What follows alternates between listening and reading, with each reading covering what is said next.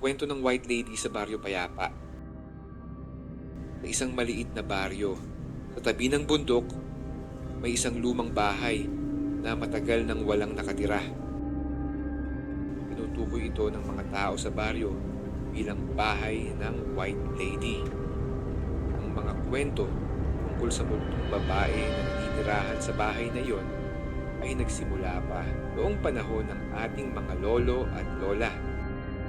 Sabi ng mga matatanda, ang White Lady ay isang magandang babae na may puting damit na parang mga ulap at may mukha ng kalungkutan. Hindi raw siya natatakot lumabas ng gabi at madalas ay naglalakad siya sa kagubatan o sa tabi ng daan. Isa sa mga bata na nakatira sa baryo, ni Pedro, ay palaging naririnig ang mga kwento tungkol sa White Lady mula sa mga matatanda. Hindi siya naniniwala sa mga multo, kaya't hindi siya natatakot. Sa tuwing gabi, nilalakad niya ang madilim na daan sa tabi ng lumang bahay. Walang White Lady, sabi niya sa sarili. Mga kwento lang yun.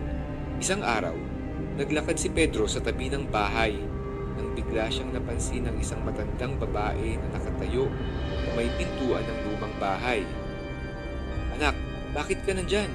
Ang bahay na yan ay may masamang kasaysayan," sabi ng matandang babae. Lola, wala po akong kinatatakutan.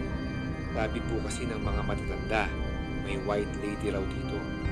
Pero hindi po ako naniniwala, sagot ni Pedro. Umiti ang matanda at lumango. Hindi mo pa siya nakikita, kaya't hindi mo pa siya alam.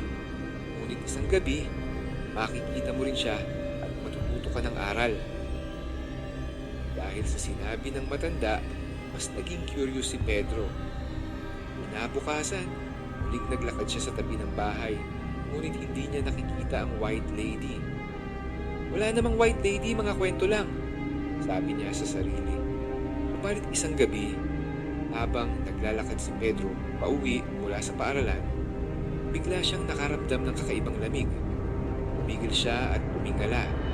Isang sulyap, nakita niya ang isang babaeng nakasuot ng puting damit na lumalakad sa ilalim ng puno na may dulo ng daan.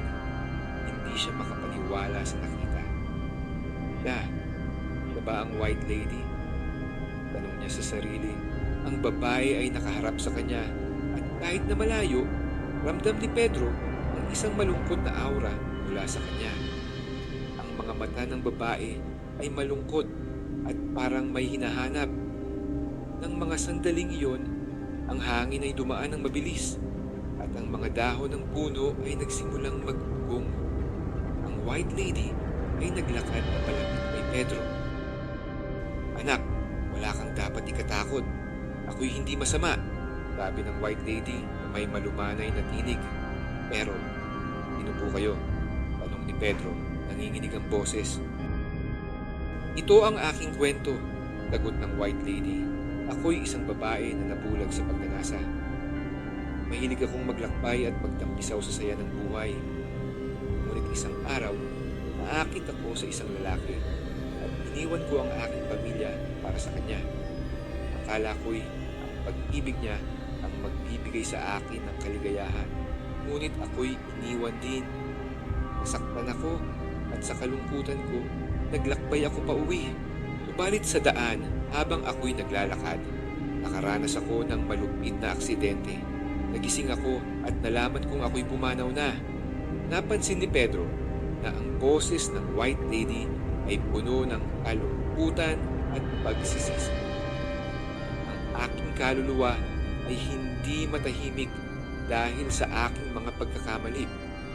Hindi ko na naitama ang aking mga desisyon. Hanggang ngayon, ako'y naglalakad sa daan, naghahanap ng kapatawaran. Pedro ay hindi nakapagsalita. Napansin niya ang mga luha sa mata ng White Lady. "Ano po ang ibig ninyong sabihin?" tanong niya ng may takot, ngunit nakikiramay din. "Ang tanging gusto ko lang ay makapagpatawad sa aking sarili at makahanap ng kapayapaan," sagot ng White Lady. "Bago ako lumisan, nais ko sanang magbigay ng aral sa mga tulad mo na huwag magpabaya sa mga mahal sa buhay at laging piliin ang tama. Dahil sa mga salitang iyon, napaisip si Pedro. Paano po kayo makakakita ng kapayapaan? Tanong niya. Tanging ang iyong kabutihang loob ang makakapagbigay sa akin ng kapayapaan. Huwag mong kalimutan na ang bawat desisyon mo ay may epekto hindi lang sa sarili mo, kundi pati na rin sa ibang tao. Kung natututo kang magpatawad, matututo ka ring maging maligaya. Wika ng White Lady. Bago pa tuluyang maglaho ang White Lady, nagsalita siya muli. Salamat Pedro, ang iyong puso'y malinis at dahil dito, magkakaroon ka ng mas maliwanag na landas sa buhay. Naglakad ang White Lady patungo sa madilim na kagubatan at tuluyang nawala. Mula noon, hindi na muling nakita ni Pedro ang White Lady. Ngunit, ang mga aral na iniwan nito ay tumatak sa kanya ng malalim.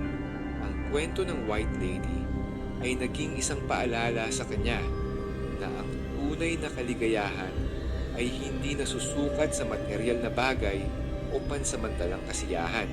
Ang tunay na halaga ng buhay ay matatagpuan sa paggalang at pagmamahal ng mga taong nakapaligid sa atin.